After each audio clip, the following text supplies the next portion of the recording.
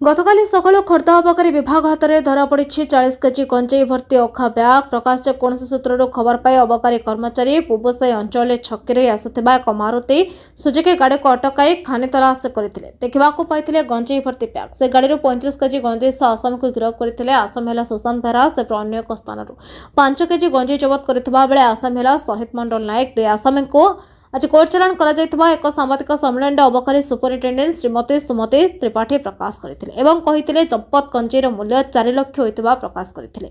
आजिकार चढ़ाऊ श्रीमती तपस्विनी बराड़, सुदर्शन विजयी, सुजित कुमार नायक, जितेंद्र हेम्ब्रम, संजय कुमार राव, सत्यव्रत माझी, स्वप्नाराणी बेहरा प्रमुख चढ़ाऊ नेतृत्व नहीं।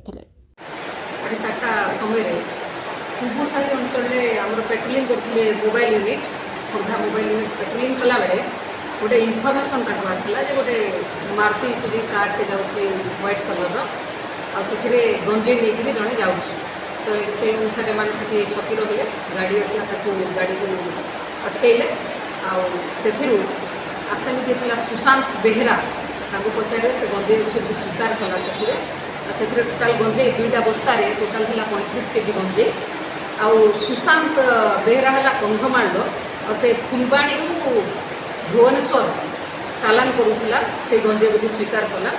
तो गाड़ी नंबर है OD 33AD 8041 से गाड़ी से नौला अगेंस्ट गोटे NDPS केस मामला गोटे रुजु होती NDPS एक्ट कोर्ट फरवर्ड कर ठीक यही 8:30 आमर सदर टीम से एरिया रे पेट्रोलिंग करते तरतुआ गोटे महाकालेश्वर पेट्रोल फिलिंग स्टेशन अच्छी तरतुआ सेठी जड़े लोक ठिया होता शहीद मंगल नायक ताकू सन्देह जो चेक कराइला 5 केजी गंजेई बरामद होता। से बालीगुड़ारू बेंगलोर नहीं जाबार थिला ट्रेन से जाता बालीगुड़ारू बेंगलोर आउ से भी कंधमाल पिलाटा शहीद मंगल नायक जी आई आज 2टा NDPS केस हो 2 जन को आज कोर्ट फरवर्ड कर मैडम यार परिमाण केते हो टोटाल 2टा केस हो गले 40 केजी।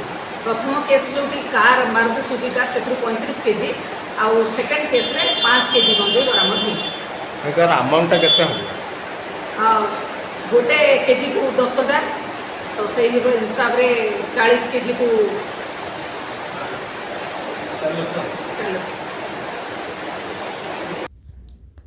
खोर्धारू सतलोक तलिंग रिपोर्ट नायवती टीवी।